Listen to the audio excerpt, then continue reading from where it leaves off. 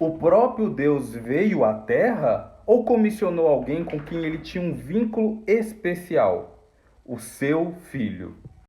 Veja o que Deus disse a Moisés: Eu farei surgir para eles, dentre os seus irmãos, um profeta semelhante a você. E porei minhas palavras na boca dele, e ele lhes falará tudo o que eu mandar. Então pense, como aqueles judeus que acreditaram em Jesus receberam ele? Como o próprio Deus Todo-Poderoso ou como alguém enviado, comissionado, o Filho de Deus? Como Tomé via Jesus? Acreditava Tomé que Jesus era o Deus Todo-Poderoso diante do que as Escrituras já tinham dito? O Queruvim ele vai fazer uma análise agora para a gente de João 20:28. Tomé acreditava que Jesus era o próprio Deus Todo-Poderoso?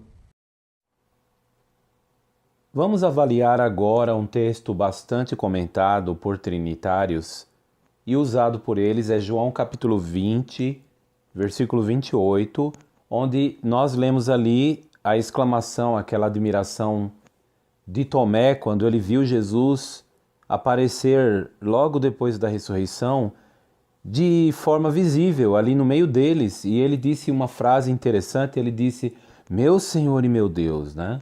Então, ali muitos têm usado esse texto para provar, né, entre aspas, que Jesus é o próprio Deus Todo-Poderoso em forma humana.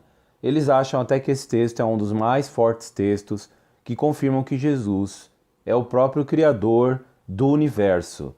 Na verdade, isso é um mal entendido. Por quê?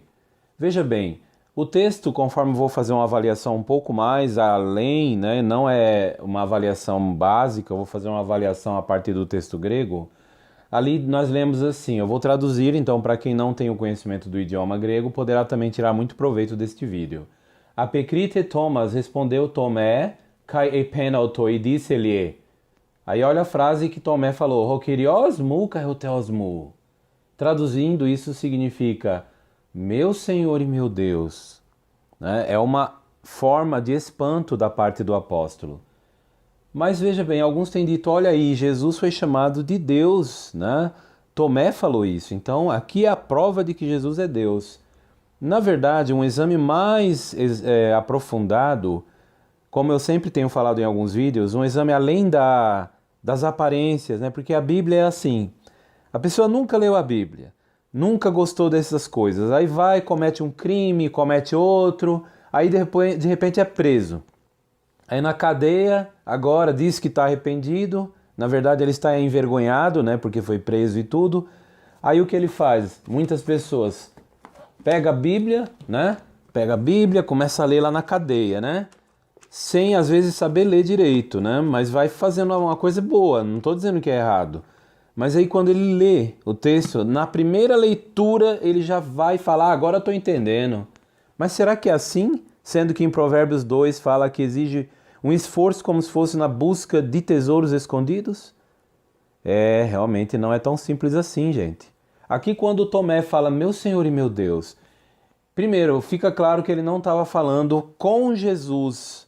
Ele estava falando para Jesus. Ué, mas como assim? Qual a diferença? Simples. Suponhamos, para vocês entenderem, vou fazer uma ilustração. Suponhamos que você esteja caminhando e de repente um carro freia em cima de você. E aí você fala, ai meu Deus, então você está chamando o motorista que quase te matou de Deus? É claro que não. Exatamente o que acontece aqui, mas por que eu digo isso? Veja, pelo seguinte, aqui nós temos uma forma nominativa. Quando você está falando diretamente para uma pessoa, você usa a forma que aparece aqui, ó. Vocativa, Kyrie. Você usa a forma vocativa em grego. Então aqui no caso, Tomé, ele disse Rokirios mu kai hoteos mu, meu Senhor e meu Deus. Ele estava falando não com Jesus. Porque se ele estivesse falando com Jesus diretamente, em grego não se usa Kyrios. A palavra Kyrios, Senhor, ela termina, aliás, a terminação ela muda. Esse ômicron S, ômicron sigma, esse OS aqui, vira Kyrie, igual aqui, ó. Kyrie, quando está falando diretamente com a pessoa. Por exemplo, em João 4,19, a samaritana, junto ao poço, ali perto da meio-dia, num sol quente na cidade de Sicar, ela vai e fala para Jesus ali, Kyrie, teoro hoti profetes eisu. Senhor, observo, teoro, que tu és profeta, és um profeta, né? Então ela fala Kyrie, porque está falando diretamente com Jesus. Agora Tomé aqui não fala Kyrie, não usa o vocativo, usa o nominativo. Isso mostra que Tomé estava falando apenas com Jesus, mas não era se dirigindo diretamente a ele, chamando ele de meu Deus. Assim como você não falaria isso com um cara que quase te atropelou na rua e diria, meu Senhor, meu Deus, chamando o motorista de meu Deus. Ali é uma exclamação, gente. O texto de João 20:28 não é um texto que prova nada disso que os trinitários estão dizendo. Veja bem também, eu posso ampliar isso aí. Como é que nós podemos entender a Bíblia nesse caso de João 20:28? O contexto da Bíblia não indica nada disso que os trinitários estão dizendo. Por exemplo, abre sua Bíblia em João 20:31. Lá diz assim, no finalzinho do Evangelho, né? Após o apóstolo ter terminado de escrever tudo o que escreveu, o apóstolo João, no Evangelho todo, ele diz assim, Tauta de gegraptai, estas coisas foram escritas hina pisteu ete, a fim de que acrediteis, hoti, Jesus estim, a fim de que Jesus é ho Christos, ho huios tu teu, o Cristo, o Filho de Deus. Então ele está dizendo que tudo isso foi escrito, gente, aqui, João capítulo 1, quando fala que a palavra era Deus ou um Deus, tudo isso aqui, tudo isso foi escrito para que creais, pisteuete hoti, que Jesus estim, Jesus é quem? Quem que Jesus é? Ho Christos, ho huios tu teu, o Cristo, não o próprio Deus, mas o Cristo. O que significa Cristo? Cristo significa ungido.